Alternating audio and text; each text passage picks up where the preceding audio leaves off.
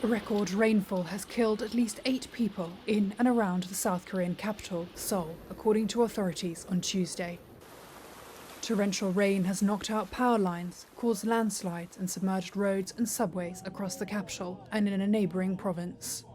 In Seoul's glitzy Gangnam district, buildings flooded and vehicles have been submerged, leaving many stranded, such as 31-year-old office worker Lim Na-kwang, who slept in a Pilates studio overnight.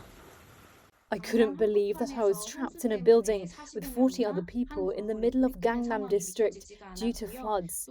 It reminds me of Titanic. I was so scared. My 2 little sons were waiting at home, so I wanted to go back home, which was only 10 minutes away, but I couldn't possibly move.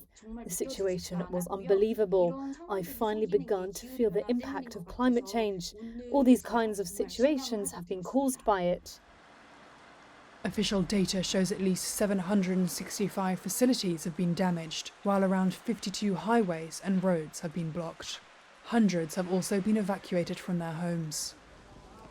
Visiting a flood-hit area of Seoul on Tuesday, President Yoon Suk-yeol blamed climate change.